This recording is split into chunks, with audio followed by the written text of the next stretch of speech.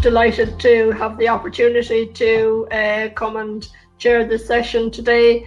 If you hear something in the background, it's my guide dog who has now decided he's going to get up and walk around. So I really apologise. He will lie down in a second. Okay, so just a little about myself. I'm a part-time member of staff in the School of Education in Trinity College. And among other things, I coordinate a module in the Trinity Centre for people with intellectual disabilities around disability rights.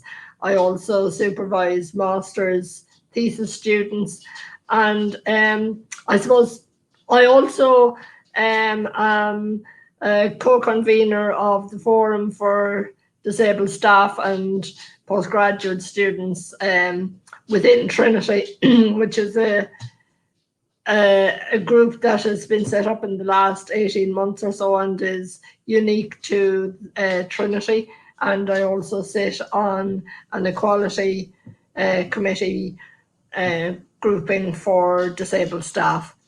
Okay, without, I suppose one of the reasons I mentioned those things is that I myself am disabled, including being registered blind. As I have a guide dog, you'll probably have guessed that. And I suppose my position as a disabled person is instrumental in a lot of the work I do. And I'm always advocating that inclusion is everybody's business, not just somebody's. And I suppose with that in mind, I'm going to ask the panelists to briefly introduce themselves. You've heard from a lot of them already. And to just speak to what the topic means to them in relation to their current work. So I'll start with Pam, if that's okay. Hi, Patricia. Nice to meet you, and nice to meet you all. Thank you. So our company have always been very passionate about online collaboration. I mean, definitely in-person collaboration too, but online collaboration has been, it's the necessity of now, but it was even before that, something that created so many possibilities and opportunities. And I think that collaboration is the one thing that I'm very passionate about, because that is the way we're going to solve some of these complex changes that are happening in our society, some of the complex disruptions and technologies that we're facing. And what we found in the last 18 months is that, as I said in my talk, people have caught up to the fact that I believe online collaboration is actually in many ways more powerful than in person, through facilitated and by technology. And in particular, our technology that we are in love with, we were for the last 5 years, is Zoom. It's just the absolute best. And, I'm so thankful for Zoom in general for my entire business, but also Mural is the other one that we use all the time, because of the amount that we can tailor it and use it to make our collaboration much more rich and human. Great. Thank you very much, Pam, and for being so brief. We'll now ask Janet to give her comments on the topic and how it relates to your work, please. Brilliant. Thank you, Patricia. Well, I suppose I covered a lot of it really in the discussion we've just had. But I think for me, working at Learnovate and being in that learning space, and us being very focused on the learner and the learner experience, that's where I think collaboration can really provide that next level learning experience, where, I think a lot of organizations have had to kind of pivot towards remote working and learning in the last 18 months, and often have resorted, not to their downfall at all, but like have had to resort to kind of providing that online experience through putting content online and just putting it out there and hoping that that's going to be, that's going to be a learning experience. Whereas I think now, organizations and institutions are looking to see how can collaboration form a larger part in that learning experience. So getting people engaged, getting learners engaged, getting learners working together, building those connections with each other, in all the different kinds of spaces. So again, my own niece has just gone off to college and is kind of doing a hybrid model at the moment. And they're trying their best to kind of encourage those collaborative activities with each other, so that they're building those connections and making friends and just building relationships. So I think for me, it's going to be all about an improved learning experience that not only is it going to engage our learners more effectively, but it is actually going to be a more effective learning experience because of it. So we want people to learn, obviously, in the best way possible and have engaging and also effective learning experiences. So for me, it's all about, the experience of the learner and what they're going to get out of, a remote collaborative experience. That's wonderful, Jonathan. Thank you. And now we will come to Jane Ross, who is from Zoom, as we're all getting very familiar with Zoom these days. So I'll hand it over to you, Jane.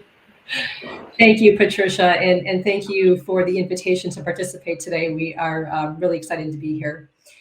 So, I guess if we would have asked people back in January of 2020 in the education space if moving everyone online was even possible, I don't think anybody would have said yes, but yet we did. And in fact, 1.6 billion learners moved to an online modality almost overnight. And so the realization of just how accessible learning could be was never before so apparent to a large scale population. And parents, educators, and administrators are now fully aware that brick and mortar is not the only option. And as Arizona State University Provost Ann Jones pointed out recently in the Chronicle for Higher Ed, it's not a pandemic response, but it's a new tool to expand access. And so I really believe it's now the responsibility of those in EdTech to continue innovating and listening to our community and to carry on the advancement of the technology to continually support hybrid and virtual learning. And at Zoom, we have humbly accepted this challenge, and we couldn't be more excited to help the world of education continue to push the boundaries of learning. Thank you. Thank you, Jane. And finally, but by no means least, Darren McGee from Poly. Would you like to make a brief comment on this? Good afternoon, everybody, and thanks for having me along. I guess a lot of, I just thought about this subject over the last 24 hours, and a lot of kind of what I wanted to say has been covered. But we're seeing it echoed in terms of what Jane is saying around the access to education from an equity perspective. So we're seeing from the collaboration hardware side is it's different for everybody. The access is different. We've heard earlier on a little bit of background noise comes in on one call, and then suddenly the quality of the collaboration has dropped, and it takes something like 25 minutes to restore your concentration. So for us, we're seeing, when we talk about collaboration, it was our headset that was first used by the man on the moon. So we've been in this business that long, and for us, it's around that equity piece, leveling the pitch, whether the cause of that is a geography or socioeconomic or even physical. Great, thank you very much, Darren. Now, I suppose the first question here that I have is, and any of the panelists can answer this question, what do you think some of the key challenges that are for those facilitating remote collaboration?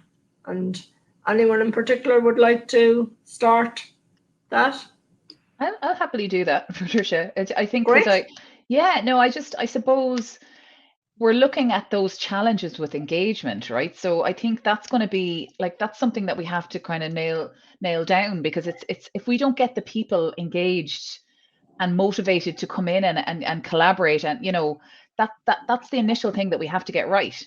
And I think even when we're looking at organizations, and I'm very much in a corporate space as well, it's those onboarding practices that I mentioned too, that we need to kind of make sure that we're providing those opportunities for collaboration, so that get people interacting and removing some of those feelings of isolation. As I mentioned, that working from home can be quite isolating, and the more we can get people through the technology to collaborate, and to interact with each other. I think that's going to be the key one. And I think I really liked, sorry, Darren, I'm not stealing your idea, but what you said about equity, I think, is going to be a big one as well. And making sure that everybody has access to the technology to be able to collaborate, but also looking at some of those accessibility issues as well, Patricia, and making sure that, you know, everyone has the access to be able to collaborate in the same way through the use of really, you know, really impressive and more sophisticated technology. I think they're a couple of the areas that I think are challenges, but I think, you know, the organizations like the guys who are here are addressing those challenges at the moment. And to add, I think, like, in this, there's massive opportunity for educators, institutions, not just the EdTech community. Earlier on, I talk about sharpening the saw or sharpening the axe all of the time. And earlier on, I sat in for a little bit of an INSEAD. They run a kind of a continuous professional development thing. They're running a session on digital transformation, which is actually what's happening here. My background is big IT, driving big transformational programs. So it's what's happening. Like, it's a once in a generational paradigm shift. And the number one blocker that the folks from Accenture and the teams that came forward with was around organizational. So it's how do we design with the end in mind? How do we facilitate this? So not everybody has a laptop or an iPad and knows how to use it. Some people want to use headsets. Some people want to use handsets. Some people want to use video. But it's fundamentally, how do you keep that? There's a pedagogical piece here. There's a cultural piece. And I think the cultural piece is the big one, because we can see it in Ireland already. Earlier on, people spoke about the Great Resignation. I've heard different stats on the Times this morning. 4 million people have resigned in the US. And I think if you take resignation as in another way as kind of giving up, I think a lot of people now are saying, well, look, you know, I did my MBA in person, but if I went back, would I pay the same amount of money for a remote MBA? And if not, why not? And then, like, what is that engagement like? And I think it's fundamentally, it means for organizations that if you're in education, previously you had this many buildings, that many bums on seats, buy that many subscriptions, and that became your revenue. Right now, if you can flip the threats and opportunities that are in the market and look at them that way, look, how do we actually go through this? And there's lots of stuff, like, I use Zoom all day, every day. I work very closely with Jane and her team across EMEA, but it's fundamentally where we're stuck at the moment is there's a little bit of paralysis out there, because this is a lot of innovation. As Pam was saying earlier on, it was kind of change on top of change on top of change on top of change. And then in the opening today and in the opening, yes, it was that digestible piece. How do we actually start to deliver that journey? That's the bit. And I think there's learnings on both sides. I think Janet has covered it off in terms of the equity and the access and the engagement. But the systems, process, and culture need to sit there at the core too. Great. Thank you, Darren. Do either Pam or Jane want to contribute? Yeah, actually, just a little something off the back of what Darren mentioned. A big piece of this around the technology is just the uncertainty of what the next phase of the technology is going to be, or if you'd like, disruption of education by technology to some extent. And that can be, you know, virtual classrooms on Zoom. It can be using virtual reality rooms and avatars to interact, or even automatic grading using artificial intelligence is right around the corner. And so I think that what we're going to see is that educators who have a higher digital literacy and are more open to trying new things are going to be more successful at student engagement and helping those students with positive outcomes. Another big piece that I think is missed is finding useful ways to manage and apply all of the data that can now be collected, because students have been learning virtually online. And this is something that was not as well available to us when the classes were in person only. So think about the different applications that we can use to collect. And when I say we, I don't mean we Zoom, I mean we, the greater education community, to collect specifics about not only who was in the class and from like a roll call perspective, but how much did they engage? Did they raise their hand? How often did they use the chat? So there's all these different dynamics that we can now collect on user engagement. And when you combine that with things like predictive analysis and AI, I think for the first time, we're going to have a data set that can really be adapted to how individual students learn. And that's going to be incredible.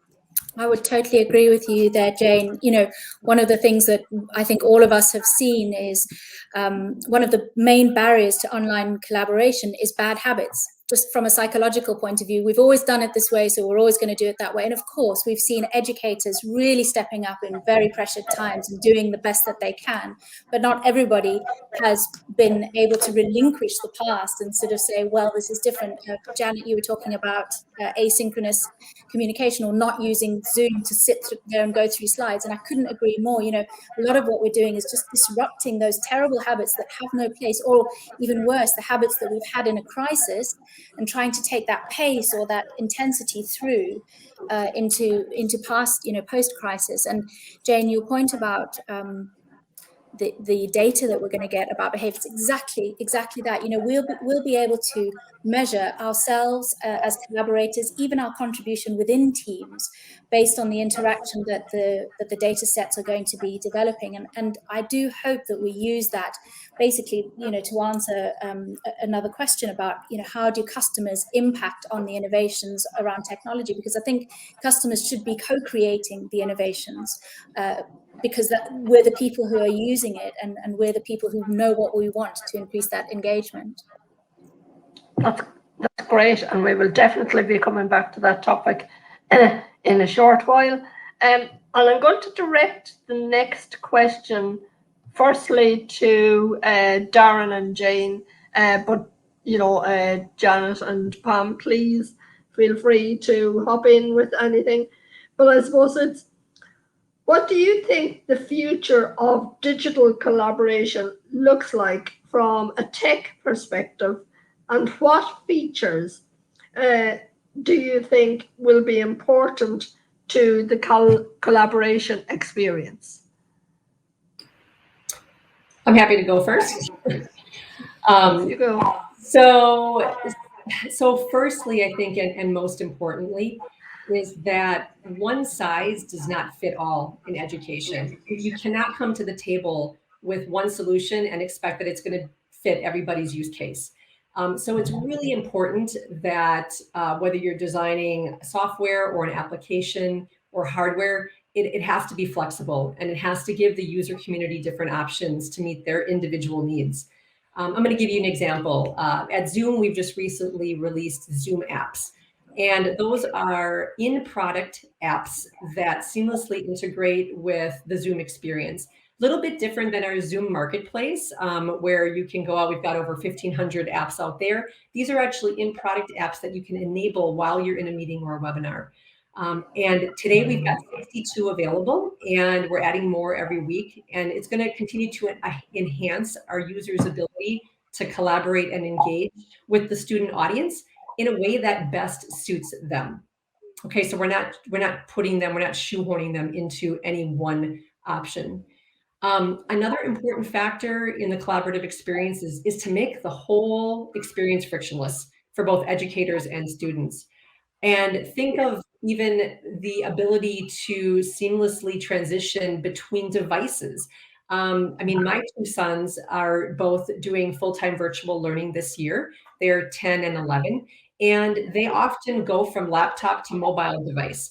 And thankfully, the institution uses Zoom, so it's very easy for them. But even going from laptop to mobile into a digital classroom that's potentially set up for both, you know, for hybrid learning, where you have remote students as well as in-person students. And having that frictionless transition is key, because you don't want those students or those educators to be interrupted, because, as Darren said earlier, it takes, you know, a good 20, 25 minutes for people to get back into the rhythm once there is that disruption. And I think lastly, from our perspective, is, you know, the ability to conduct as much of your online activities in one platform is important to maintaining that highly collaborative environment. And another example, it's one of the reasons that we've expanded our webinar and meeting experience into Zoom events, to allow our user community to have that all in one platform, to create a virtual experience. So you can set up the agenda and registration on the same platform that you're actually hosting your video sessions. And we've recently hosted both Zoom Academy and Zoomtopia on that platform, and we've had a very enthusiastic response from our education community. But those are the top things that that we look at when we're talking about what does the future of digital collaboration look like. Right. Thank you very I much. guess, is there anything left? One thing before I answer that, apparently we've got the $1 million question in the online comments. So I'd like somebody to pick that up in a second. But I guess from our perspective, what we kind of advocate is meaningful human connection, right? Because that's what this is about. That's actually, it's our mission, is to have this level of meaningful communication between individuals, right? And that for us is around people, places, and technology. I call it the Martini experience, but it's kind of like a self-serve. It's when you look at people, it's bringing, and remember, because learning is a very serious business. If you've got people bringing kind of consumer type technologies into a learning environment, it can be quite disruptive, and the performance, much like they say in military training, in a crisis, you will not rise to the level of the crisis. The team will sink to the level of the training, right? So pretty much the experience sinks to the lowest common denominator of the experience that we're all having. So if we've all got a barking dog, that'll get multiplied and compounded inside the call, and that drags us down. So when we look at, say, the intro essay, and we spoke about the keynote around brave spaces, right, and the learning happening between places, like close your eyes and you're thinking about Starbucks on Pear Street. My daughter's actually studying, she's year 2 medicine in Trinity at the moment, and she actually times her bus home so that she gets her most attentive time working. And then the other night I got a photograph of her working on her laptop, on Wi-Fi, on a bus with noise cancelling headphones. Right? This is what you're talking about. So it's that kind of hybrid, synchronous, asynchronous, on-demand, bite-sized chunks, day or night, or 4 o'clock in the morning, I fancy getting a module done. That's where I think this is going. And then the technology really, that's keeping the rails on, right? So there was a really impressive demo actually at Zoomtopia of immersive. And you can see the role for immersive where headsets will actually become more and more, I guess, more and more adopted. But there's a real, the elephant in the room here is, from a national competitive perspective, this stuff now is around cost and investment. When I'm talking to institutions, I'm encouraging them to think about cups of coffee rather than CapEx. So normally you go into an institution, say you've got to go to Zoom and Poly because, and here's a big business case. But much like I said earlier on, when I did my MBA, I paid a lot of money, went out, but I had like nice fresh croissants and freshly ground coffee and lovely fresh fruit and beautiful sandwiches and satin leather chairs, and it was lovely. Now I'm sitting at home in my own house, right, buying my own coffee and my own donuts. So what is that experience? How do we level that up? And that bit is around technology. And I think because of that, what we should be doing is taking a holistic picture here, taking a stakeholder view and saying, well, look, how do we up-level the technological experience for everybody out there? And that might be a tiered one. And eventually you'll see that full immersive piece coming in where everybody puts on their head and then we're all physically in a room. And I don't think that's not a million miles away. About 2 years ago, I went to the last in-person Zoomtopia, which is Zoom's global event in California. And Eric's view, so the founder CEO view of the world, is that we're all on this call now. And if I pick up a cup of tea or coffee or whatever, you don't know what this is, it happens to be a triple espresso, but if I pick that up, everybody on the call can smell coffee. Somebody else picks up jasmine tea, we can smell the jasmine. And that technology, 2 years ago, I sat there going, this is not going to happen. But you can kind of see now, and particularly for fine motor skills like surgery, for example, I think more and more you're going to see that. But the technology is the enabler. I would still say culture and process is where it starts. Great. Yeah. Thank you, Darren. Do either Janet or Pam want to here? Patricia, I was just going to read out actually Davina's really, $1 million question there. And on the screen, it was just how's everyone getting on in relation to learner screen fatigue and overall well-being impact with juggling the amount of online meetings. And I think and I kind of, to address it in relation to the current question we're talking about as well, I think a lot of it is about offering our employees, our learners, some level of choice. And I think that a lot of the technology should be able to, in the future, support that, so that while, you know, we need to be on screen for a certain amount of time, it's about making sure that learners get the most out of that screen time. So again, as you know, as Pam was saying, it's not about having lectures online and having people sitting through. It's flipping that classroom, providing them with content, and then using the online time to kind of communicate with each other. But also something else, and you know, it's something that we do at Learnovate, and actually, and it came from the wellbeing course I'm doing at the moment as well, is around, you know, having talking meetings, or getting out of the house and using your phone to chat to people, can just be really good for your well-being, but also getting away from the screen and kind of managing some of that time. Because again, we forget that while we've kind of resorted to being on screen all the time and having our cameras on all the time, there are alternatives to that. And so where we can, you know, provide people with the alternative to turn off the screen, go outside, use your you know, your mobile phone, you know, and that kind of stuff. So again, I think it all comes back to choice. Yeah, I would support that too, and just say that, you know, this learner screen fatigue is something that professional learners are facing just as much. And the worst thing that we're seeing is people taking an 8-hour in-person workshop and just sticking it online, which is ridiculous. You know, why aren't we reassessing how we create that journey so that there are those peaks of participation and then time for reflection? Being human, we're human beings, being able to think and create and write with a pen and then come back. And we're facing, in fact, one of the questions that's just come up in relation to this is hybrid. You know, some people are going to be in the office and some people are going to be online, and that is very unequal. And we're seeing it already with some of our global workshops, and having to really design that so that every single person has a rich experience that's equal, perhaps with the screens off. And then when they do come together for a much shorter period of time, where we really reevaluate how much we spend together in our meetings, is the way that we're managing it, so that we're deliberate with our rich live time, which creates a screen fatigue, versus our downtime, reflection, rich attention by ourselves. Great, thank you, Pam. Okay, this is my last question for the group, and if there's other questions, we're happy to take them. Okay, and this again is open to everyone. What does or should customer feedback, what role should customer feedback play in product development and planning? For example, and we've covered some of this in our earlier questions, is there a focus, or should there be a focus, on accessibility and assistive technology from the outset when looking at product solutions? Who'd like to start? I'll start by saying I'm a massive believer in co-creation of solutions. So customers, I mean, it's in the last chapter of my book, customers will join our teams and they should be a part of our teams from the beginning. We should be customer-centric and learner-centric in everything that we do, to the point of co-creating with them and putting them next to us as education professionals. Thank you, Pam. Anyone else?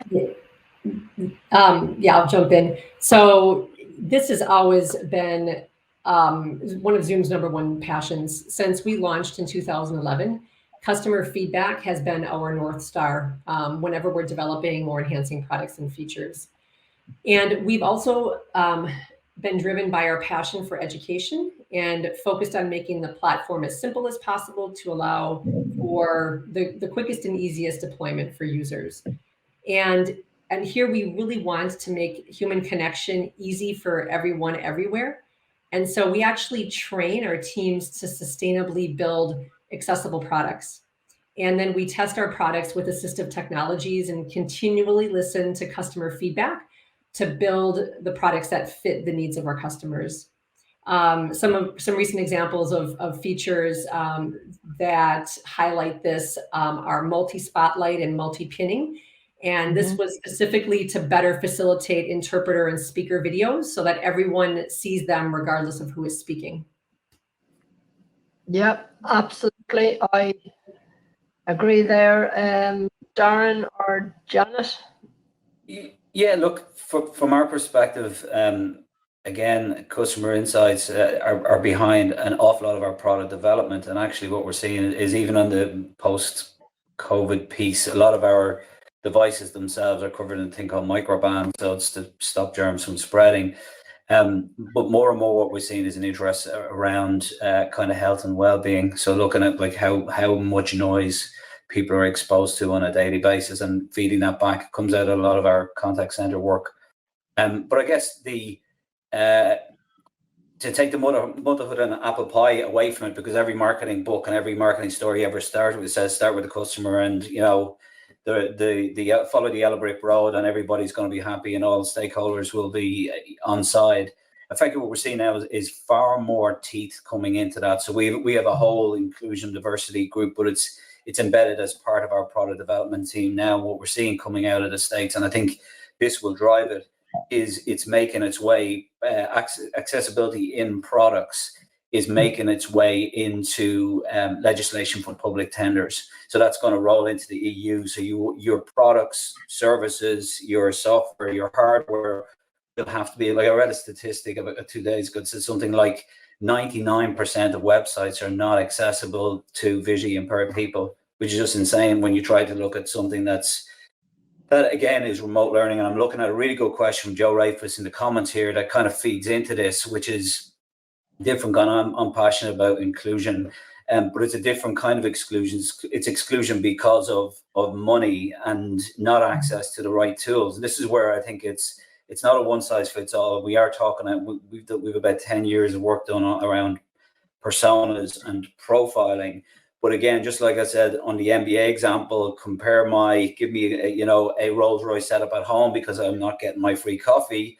What we should be saying is give the people who are in, for example, deaf schools or they're in disadvantaged areas where you're not having to pay to taxi them into school. You're not having to pay for free lunches. So take the free lunch money and put that into a money called digital transformation and make it a reality. And again, it's a bit of a pity not to see something in the budget for that digital transformation, because it's as obvious as the nose on our faces here that this company or this country is going to have to undergo that digital transformation at a national level. And I think it's quite unfair to leave the financial responsibility with the institutions themselves. It requires a little bit of grown-up thinking and a longer-term perspective. Wonderful. Thank you, Darren. Janet, do you want? Very briefly, Patricia, I'll just say I can't add much more to what everyone else has said, but what I was going to say is that when I'm developing a learning experience, we would always involve the learners in developing a learning experience, right? And to get a feel for what they need. And I think that's the important thing, is that, again, at Learnovate, when we look at developing out potential solutions and validating, problems to be solved and solutions that will fit those problems, we don't look to see what people want. We don't ask them what feature would you like to see? What if we build it, would you like to see this?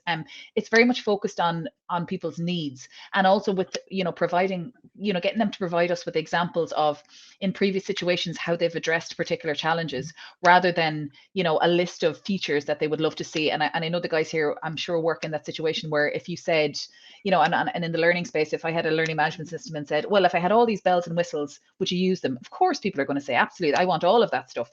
But really, we need to get to feel for what we, our consumers, our customers, and our learners really actually need, and to build the solutions that fit those needs rather than those wants.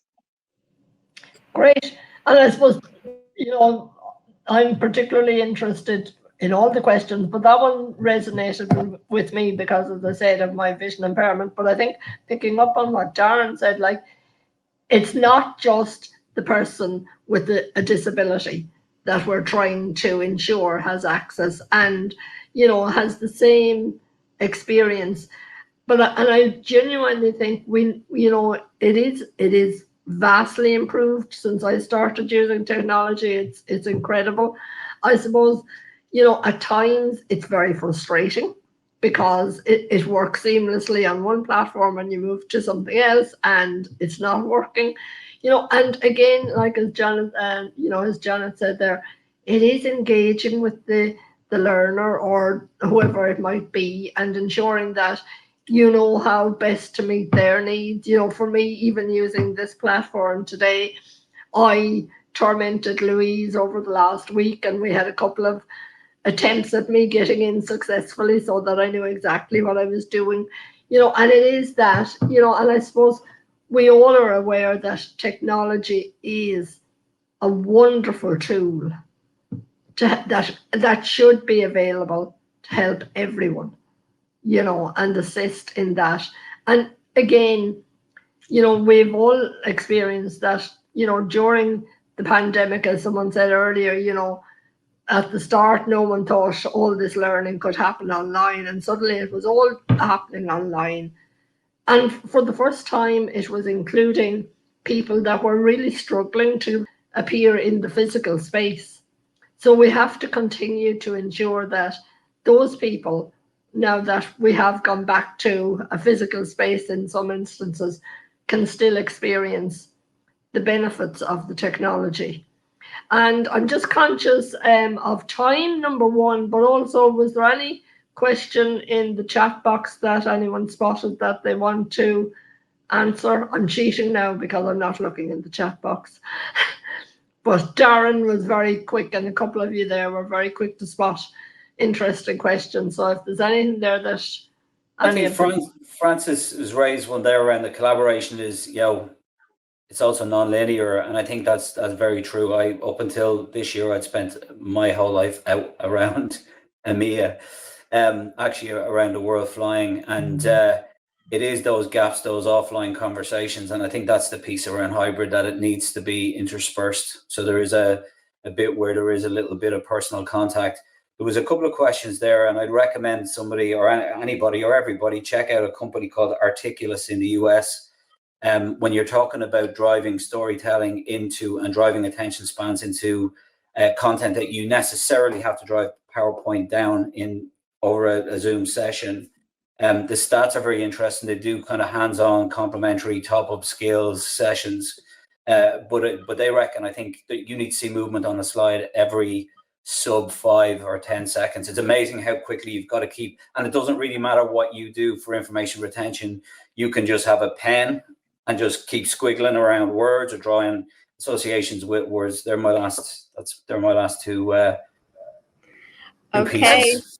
Darren, I hate to break up the conversation. No, it's all good, thanks. An interesting and great topic. I think we'll probably line you guys up for another session on your own to go through everything you covered today. So I really want to thank Patricia for chairing the panel, Pam, Janet, Darren and Jane for such a great panel discussion. Really showing, I suppose, how, overcoming challenges and we can achieve a common goal through the use of technology, and it can be so effective. So thank you as well to the audience for such great comments and questions. Please do continue to use the chat function. We're still there. And it's now time for some fun or more traditional coffee break. So please remember, you can meet other attendees in the video chat and visit the virtual exhibition space. For those of you who weren't here yesterday, to activate the networking session, click on the left-hand side of the platform, share your video and audio, and press ready. So networking sessions today will last 3 minutes, but you can extend that session by pressing extend at the top right-hand corner of the screen, and you can leave and join another session at any stage if you've already spoken to that person yesterday. And it's a great opportunity to make valuable connections. And really, if you're deep in conversation and you'd like to stay a little bit longer, again, press the extend button. And I would encourage you all, our virtual exhibition hall is now open, so please feel free to check out those stands in that space, chat or register your interest with any other of the exhibitors in those halls. Some of them are manned, so please do check them out. And if you would like to find out about our membership or funding opportunities at Learnovate, we have our stand there too. We'll be back to the main stage at 3:45 for Michelle Fogarty's presentation on how technology supports learner well-being. And I look forward to seeing you all then.